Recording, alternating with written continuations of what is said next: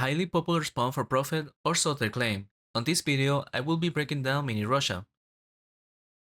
This spawn is located in Fares. You will need to have access to the island in order to get to the spawn, which means doing the Threatened Dreams questline until you unlock access to the portals. Then southeast of the camp is the spawn, which is more commonly referred to as Mini Russia, because its creatures are weaker versions of what you originally found in Russia Mu, the Phrasamos and Silencers, and because they are technically a copy of their original versions, they also share most of the item drops, with a few exceptions for each of them, and this is why it's considered a profit spawn. However, just like their original version, the weakened Phrasamos can do some high combos, so you should be careful with them in melee range, especially depending on the level you come. I'm starting off with a level 180 during a new server using tier 1 imbuements. And although the hunt was doable, it really wasn't going that well, because any spawn that relies on actual item drops for profit can be very random when it comes to profit per hunt. Sometimes it will be good, and others you will waste. In this hunt I was wasting, which to be honest is common with weaker characters. The experience was also quite low, but that is to be expected as they are not good for that. It did get much better for me once I got to level 200 and I was able to come with my summon. This is definitely recommended to do.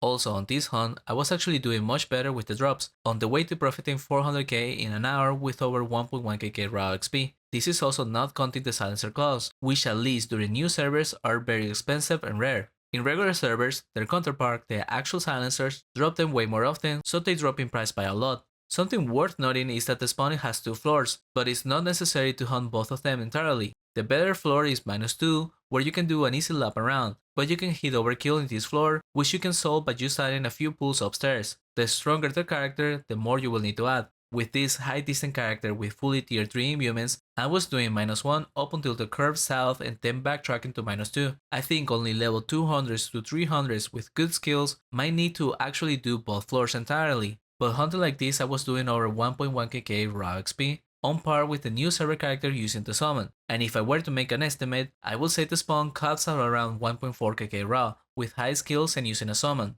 Also on this hunt I was back to not making profit, showing that it really is all over the place. Anywhere between 100 to 250k the hour would be the average in my opinion, but besides profit, a good incentive is bestiary, which doesn't take very long, and if you proceed on the questline for the Threatened Dreams, you can include the mini-boss Croasur into your hunts. It has a 2-hour cooldown, and it can drop Nightmare Blades, gold and silver tokens, and that's all there is to the spawn. Even though it is accurate that it can be a profit spawn, it's too random to be reliable, until you can hunt it easily at 200 plus. So perhaps you might want to consider hunting other spawns, and I got plenty of options in this solo Paladin playlist. Thank you for watching and consider subscribing if you like the content.